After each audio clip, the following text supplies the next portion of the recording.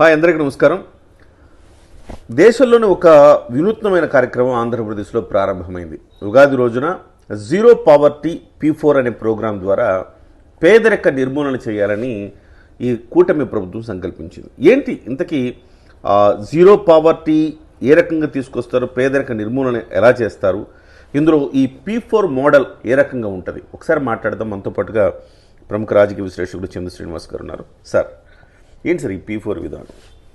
అంటే ప్రభుత్వ private peoples partnership ఇట్లా దీంట్లో అంటే మంచి పథకం. దేశంలో ఎప్పుడు లేని విధంగా చంద్రబాబు నాయుడు గారికి ఉన్న అనుభవం, పవన్ కళ్యాణ్ గారు వాళ్ళిద్దరు కలిసి ఆలోచించి 6 నెలలు దీని మీద గ్రౌండ్ లెవెల్ రియాలిటీలో మదించి తీసుకొచ్చిందే, వాళ్ళ మనసులో నుంచి వచ్చిందే ఈ పథకం. ఎందుకంటే ప్రతి ఒక్కళ్ళు to do something our society. Kiran గారు, మీరైనా నేనైనా సమాజంలో మనం ఒక పొజిషన్కి వచ్చిన తర్వాత ఒకరికి సహాయం చేయటం, నీ పుట్టిన భూమికి కావచ్చు, నీ పుట్టిన రాష్ట్రానికి కావచ్చు. ఆ విధంగా 500 మందిని పారిశ్రామికవేత్తలని ఆ సమావేశాన్ని పిలిచారు అమరావతిలో. వాళ్ళని మార్గదర్శులు అన్నారు. అదేవిధంగా బంగారు కుటుంబాలు అన్నారు. మొదటి విడతగా 10,000 మందిని, ప్రతి సంవత్సరం 10,000 మంది కంటే ఈ 4 సంవత్సరాల్లో దాదాపు 40 లక్షల మందిని బంగారు కుటుంబాలు. బంగారు కుటుంబాలు అంటే ఎవరు? అంటే ఈ సంవత్సరానికి ఎంతమంది? 10 లక్షల మంది. 10 లక్షల మందిని బంగారు కుటుంబంగా చేయాలి. బంగారు కుటుంబం అనే పేరు పెట్టారు. వాళ్ళు కూడా ఎటువంటిది, బేసిక్ నీడ్స్ కూడా లేని వాళ్ళు, అతి పేదలు, దారిద్ర్య రేఖలకి దిగునున్నవారు, బిలో పవర్టీ లైన్. కాబట్టి ఈ పథకం వల్ల ఉపయోగం ఏంటంటే అన్నీ కూడా ఈ ఉచితాలు ఫ్రీ పెట్టేసిన తర్వాత మనుషులు సోమరపోతులు కానీ అనే భావన ఒకటి ఉన్నది. మేము ఓటేస్తున్నాం కదా, మీరు ఎత్తున్నారనే భావన ప్రజలు ఉన్నారు. అదే సమయంలో ప్రజలకు కూడా ఒక బాధ్యతగా తెలియజేయటం అంటే వీళ్ళ బాధ్యత ఏంటి? మెగా కృష్ణారెడ్డి గారు, మెగా ఇంజనీరింగ్స్ ప్రైవేట్ లిమిటెడ్, దాదాపు 20 రాష్ట్రాల్లో, అదేవిధంగా 25 దేశాల్లో 4 లక్షల మంది ఎంప్లాయ్మెంట్ కల్పిస్తున్నాడు ఆయన. తెలుగు వ్యక్తి, కృష్ణా జిల్లా చెందిన వ్యక్తి. ఓకే, ఆయనకి కొంత ప్రాంతాన్ని చేసేసి దత్తత అడాప్ట్ చేసుకోవటం. అంటే అక్కడ డెవలప్మెంట్, బేసిక్ నీడ్స్, రోడ్లు కావచ్చు, వాటర్ కావచ్చు, వాళ్ళకి కావాల్సిన సదుపాయాలు కావచ్చు, వాళ్ళకు ఉద్యోగ అవకాశాలు కావచ్చు, అన్నీ కల్పించే బాధ్యత ఆయన తీసుకుంటాడు. ఆయన మార్గదర్శి అయిపోతాడు. అంటే ప్రాంతాలను తీసుకుంటారు, కుటుంబాలను తీసుకుంటారు? కుటుంబాలు కాదు, ప్రాంతంలో ఆయన సొంత నియోజకవర్గం. ఆ నియోజకవర్గంలో వీళ్ళని ఐడెంటిఫై చేసి ఎవరైతే పేదలు ఉన్నారో, కనీసం కూడు గుడ్డ లేని వాళ్ళు, అతి పేదరికంలో ఉన్నవాళ్ళు, కులాలకు మతాలకు అతీతంగా ఐడెంటిఫై చేసి గ్రామ సభలు, గ్రామ పెద్దలు ఉంటారు కదా, ఆ గ్రామ సభల ద్వారా ఎన్నికైన వాళ్ళని వీళ్ళకి అప్పచెప్తారు ప్రభుత్వం. అంటే వీళ్ళ మీద అధికారులు బాధ్యత చేయకూడదు. వాళ్ళే సొంత ఖర్చు పెట్టుకొని వాళ్ళకైతే చదివించడానికి చదివిస్తారు, వాళ్ళు బేసిక్ నీడ్స్ ఇస్తారు. 3 వాళ్ళకి ఉద్యోగ అవకాశాలు కల్పించడం. ఆటోమేటిక్గా కుటుంబాలు బాగుంటాయి కదా, అప్పుడు బంగారు కుటుంబంగా ఉంది. అదేవిధంగా చలమలశెట్టి సునీల్, వాళ్ళు కూడా చాలా కష్టపడి వెళ్ళి ఈరోజు లక్షల కోట్లకి వాళ్ళు రెన్యూబుల్ ఎనర్జీలో మనం చూసాం. కర్నూలులో దగ్గర కూడా వాళ్ళు పవర్ ప్రాజెక్ట్స్ తీసుకురావడం, దానివల్ల వేలాది మందికి ఎంప్లాయ్మెంట్ ఉంటుంది. ఆ గోయంకా కావచ్చు, మిగతా చాలా మంది కంపెనీస్ నిన్న వచ్చినాయి. కాబట్టి ఇక్కడ ఏంటంటే పవన్ కళ్యాణ్ గారు ఒక మాట అన్నాడు. చంద్రబాబు నాయుడు గారికి నాకు ఒక ఆలోచన సంవత్సరం క్రితం వచ్చింది. ఆంధ్రప్రదేశ్ ప్రజల క్షేమం, వాళ్ళు ఆకాంక్షలకు అనుగుణంగా పరిపాలన చేయాలి, వాళ్ళు బాగుంటే మాకు కావాల్సిందనే ఉద్దేశంతో మేము ఆ మాటతో ముందుకెళ్ళామన్నాడు. అదే సమయంలో అనుభవం చంద్రబాబు నాయుడు గారితో పాటు కలిసి చేస్తామన్నాడు. మూడోది ఒక మాట అన్నాడండి, ఈ క్షణంలో కనుక చంద్రబాబు నాయుడు గారికి ఉన్న అనుభవం రాష్ట్రం లేకపోతే ఆంధ్రప్రదేశ్ పరిస్థితి ఏమైద్దో అన్నాడు అని చెప్తా. గతంలో వైసీపీ ప్రభుత్వంలో ఏదైనా పరిశ్రమ పెట్టాలంటే వాటాలు అడిగేవాళ్ళు. ఇప్పుడు మేము వాటాలు ఇచ్చి వాళ్ళు వాటాలు తీసుకుందే తప్పితే పరిశ్రమలు పెట్టుకోవడానికి అవకాశం లేదు. చాలా మంది పారిపోయారు భయపడి. కానీ ఇప్పుడు మేము వాటాదారునిగా ప్రభుత్వంలో వాళ్ళ ప్రైవేట్ భాగస్వామ్యం కల్పిస్తున్నాం అన్నాడు.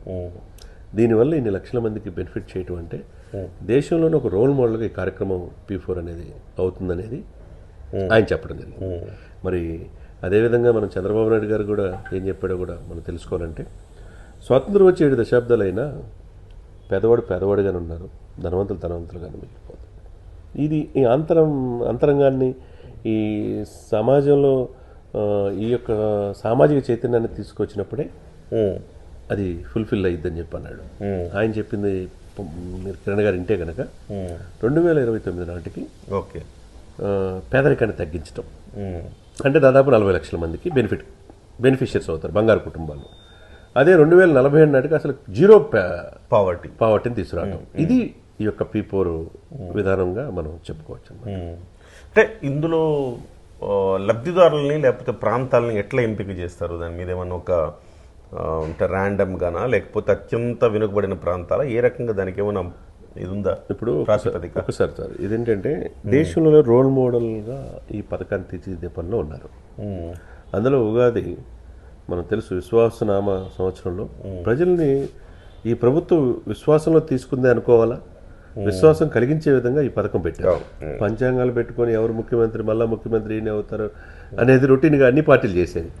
అదే సమయంలో ఒక బృహత్తర కార్యక్రమం ఆ రోజు పెట్టడం అనేది అంటే ప్రభుత్వ చిత్తశుద్ధి కూడా మనం ఆలోచించాలి. చాలా గొప్ప విషయం ఏంటంటే ఇప్పుడు ఈ ప్రోగ్రాం ద్వారా ప్రభుత్వం చేయాల్సింది ఏంటి అంటే, నేనేమనుకుంటున్నానంటే ఇప్పుడు బిలో పావర్టీ లైన్ కంటే తక్కువ ఉండేవాళ్ళు అంటున్నాను, దారిద్ర్య రేఖకి దిగునున్నా అంటే మనకి ఇది చాలా కీలకమైన విషయం సార్. ప్రజలు కూడా ఆలోచించాలి, ప్రభుత్వాలు కూడా ఆలోచించాలి.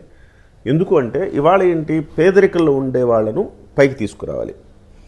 పైకి తీసుకురావాలంటే ఇవాళ పేదరికంలో ఉండే వాళ్ళ జాబితా మనం ఎట్లా డిసైడ్ చేస్తామంటే రేషన్ కార్డులను బట్టి మనం డిసైడ్ చేస్తుంటాం. 1,25,00,000 పైగా రేషన్ కార్డులు ఉన్నాయి సార్ ఈ రాష్ట్రంలో. అంటే పేదవాళ్ళు ఎంతమంది ఉన్నారు చూడండి. అంటే నిజమైన పేదవాళ్ళు కాదు వాళ్ళంతా, కానీ రేషన్ కార్డులు చూస్తే నిజమైన పేదవాళ్ళకు కాకుండా అన్యాక్రాంతమవుతుందేమో అని నాకు అనిపిస్తుంది. ఇది చాలా రోజుల నుంచి మనకు తెలిసిన సమస్యనే, కానీ ఎవరు ధైర్యంగా దీన్ని అడ్రస్ చేయలేకపోతున్నారు. ప్రభుత్వాలు కూడా ఎవరికైనా కట్ చేయాలంటే రేషన్ కార్డు కట్ చేయలేకపోతుంది. ఎందుకంటే రేషన్ కార్డు కట్ చేస్తే తర్వాత ఆ గ్రామాల్లో వాళ్ళకి ఓట్లు వేయరు అనే ఉద్దేశంతో. దీనికి ఏం చేయాలంటే సార్, నేనేమంటున్నానంటే బిలో పావర్టీ లైన్ కింద ఉండే వాళ్ళని తీసుకొస్తున్నాం కదా, వీళ్ళని 1,25,00,000 ఈ రేషన్ కార్డులని మీరు 50 లక్షలకు మీరు తగ్గించగలిగితే ఆటోమేటిక్గా పేదరికం పోయినట్టే కదా లెక్క. అంటే ప్రభుత్వాలు కూడా అన్ని చేయలేవుగా. ప్రభుత్వాలు కూడా ఒక వెసులుబాటు ఉంటుంది. ప్రభుత్వాలు చేయలేవు సార్. నేను అంటుంది ఏంటంటే 40 లక్షల మంది అన్నారు మీరు, ఈ 5 ఏళ్లలో 40 లక్షల మంది చేయాలి, అంతే కదా. 4 ఏళ్లలో 40 లక్షల మంది, 40 లక్షల మందిని మీరు పేదరికం నుంచి మీరు బయటకు తీసుకొస్తే అర్థం ఏంటి, ఈ 1,20,00,000 25 లక్షలు సబ్జెక్ట్ టు కరెక్షన్ వాళ్ళందరూ ఓ 40 తగ్గితే 80 లక్షలు కావాలిగా రేషన్ కార్డులు. అది కూడా మానిటరింగ్ ఉండాలి. ఆ మానిటరింగ్ ఉండాలి. నేనేమంటున్నానంటే నిజమైన పేదలకే సంక్షేమ పథకాలు అందేలాగా చూస్తే కనుక ప్రభుత్వం మీద భారం పడదు సార్. ఇప్పుడు P4 కావాలని ఏం చేస్తున్నారంటే రేషన్ కార్డులు రిజర్వేషన్ ఇచ్చినట్టు కొనసాగించినట్టు రేషన్ కార్డు పెంచుకుంటూ చూశాను నేను. పెద్ద పెద్ద బిల్డింగ్లు ఉంటాయి, కార్లు ఉంటాయి, 2 వీలర్లు ఉంటాయి, పిల్లల్ని మంచి కార్పొరేట్ చదివిస్తుంటారు, కానీ వాళ్ళకి రేషన్ కార్డు ఉంటుంది. ఎలా ఇస్తారు? అది చూడండి, చూసి చూడట్టు ఓట్లు. ఇవాళ మీలాగా నాలాగా స్వచ్ఛందంగా ఉండేవాళ్ళం. నేను కనీసం గ్యాస్ సబ్సిడీ కూడా వదులుకున్నా సార్, మీరు వదులుకున్నారు. సో మనలాగా గ్యాస్ సబ్సిడీలు కూడా వదులుకున్న వాళ్ళు, ఎస్ మనమేం ధనవంతులం కాదు, మనం మధ్య తరగతి వాళ్ళం, దిగువ మధ్య తరగతి వాళ్ళం. నిజం చెప్పాలంటే దిగువ మధ్య తరగతి. ఈ దిగువ మధ్య తరగతి నిజాయితీగా బతుకుతాం కాబట్టి దిగువ మధ్య తరగతి ఆత్మాభిమానంతో ఉంటున్నాం. దానివల్ల ఇబ్బంది ఏం లేదు.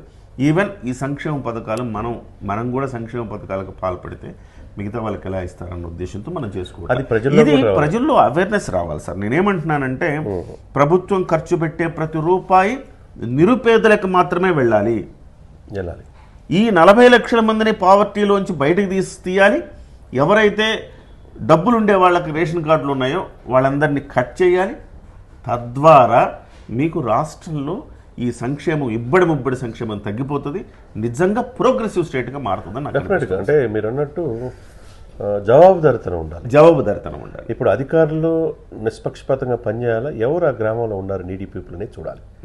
అదే సమయంలో ప్రజలు కూడా చైతన్యవంతంగా ఉంటారు. నా వల్ల నాకు బాగానే ఉన్నారు కదా, నా కుటుంబం బాగుంది కదా, వాడు మరింత పేదరికంలో ఉన్నాడు కదా, పాలేరుగా ఉన్నాడు కదా, వాడి కుటుంబం బాగుంటుంది కదా భావన వీళ్ళు కలిగినప్పుడు ఇది సక్సెస్ అవుతుంది సార్. పాలేరుకి రేషన్ కార్డు ఉండి యజమానికి రేషన్ కార్డు ఉంటాయి, ఏమిటి సార్ ఇది? అదే సమయంలో ఇవన్నీ కూడా సార్ ఒక్కటే సార్. కిరణ్ గారు, నేనేం చెప్తానంటే ఆంధ్రప్రదేశ్ ఖజానా ఖాళీ అయిపోయింది. అన్నీ 2 లక్షల కోట్ల నుంచి 10 లక్షల కోట్లు అప్పు ఉంది. అన్ని ప్రభుత్వాలు చేయలేవు. ఈ సిచ్యువేషన్లో వాలంటరీగా ప్రజలు ముందుకు రావాలి. మీరు అన్నట్టు గ్యాస్ వదులుకున్నావు, నువ్వు వదులుకున్నావు, నేను వదులుకున్నానంటుగా ఆ ఆలోచన ప్రజల్లో రావాలి. ఆ చైతన్యం ప్రభుత్వాలు చేయాలి. అదే సమయంలో వీళ్ళు ఎవరైతే దాతలు ముందుకు వస్తున్నారో మార్గదర్శులు, వాళ్ళ అధికారులు వాళ్ళ పెత్తనం ఉండకూడదు. గతంలో జరిగింది ఇదే, మాకు ఇచ్చేసిన డబ్బులు మేము ఇస్తామని చెప్పేసి మధ్యలో మిస్ అయిపోతుంది. కాబట్టి వాళ్ళకి ఆ అకౌంటబిలిటీ కలిగించి వాళ్ళు కనీసం 1 monthly వన్స్ లేకపోతే 3 monthsకి ఒకసారి అయినా చంద్రబాబు నాయుడు గారు వీళ్ళతో మీటింగ్ పెట్టారు. చంద్రబాబు నాయుడు గారు, పవన్ కళ్యాణ్ గారు మీటింగ్ పెట్టి మేము ఉన్నామనే భరోసా వాళ్ళు కల్పించినప్పుడు వాళ్ళు ఎంతైనా సహాయం చేయడానికి ముందుంటారండి. Right sir, thank you sir, చాలా చక్కగా వివరించారు. P4 కార్యక్రమం ఒక అద్భుతమైన కార్యక్రమం. దీనికి ఫలితాలు రావాలి, రిజల్ట్ ఓరియంటెడ్గా ఉండాలి ఏ పథకమైనా. మనం ఇది ఇంకా ప్రతి సంవత్సరం P4 కార్యక్రమాన్ని చేసుకుంటూ పోతే మళ్ళీ పేదలే ఉన్నారనుకోండి, ఉపయోగం లేదు. పేదరికం నుంచి బయటకు తీసుకొచ్చారంటే వాళ్ళకి రేషన్ కార్డు కూడా ఉండకూడదు, వాళ్ళ బతికే స్థాయిలో ఉండాలా. డెఫినెట్గా ఇలా గనక జరిగితే రాష్ట్రంలో అనవసరంగా సంక్షేమం పేరుతో డబ్బులు అనవసరంగా పంచే కార్యక్రమానికి స్వస్తి పలకచ్చు. తద్వారా మన సింగపూర్ గురించి ఇంకో దేశం గురించి చెప్పుకుంటాం కదా, ఆ రకంగా ఆంధ్రప్రదేశ్ కూడా అభివృద్ధి చెందుతుంది. కాకపోతే ఈ ప్రతిపక్ష నాయకులు ఎవరైతే ఉన్నారో జగన్మోహన్ రెడ్డి గారు ఒక 4 రేషన్ కార్డులు తగ్గించగానే వెంటనే గందరగోళం చేసి గగ్గోలు పెట్టించి రాజకీయం చేసే ప్రయత్నం చేస్తూ ఉంటారు. ఇవన్నీ ప్రజల్లో కూడా మార్పు రావాలి. ప్రజలు కూడా స్వచ్ఛందంగా మనకంటే నిరుపేదలకు సంక్షేమ పథకాలు వెళ్ళాలన్న ఒక భావనతోటి స్వచ్ఛందంగా రేషన్ కార్డు ఎదుర్కోగలిగితే డెఫినెట్గా మనం ఒక అభివృద్ధి చెందిన రాష్ట్రంగా ముందుకెళ్తాం.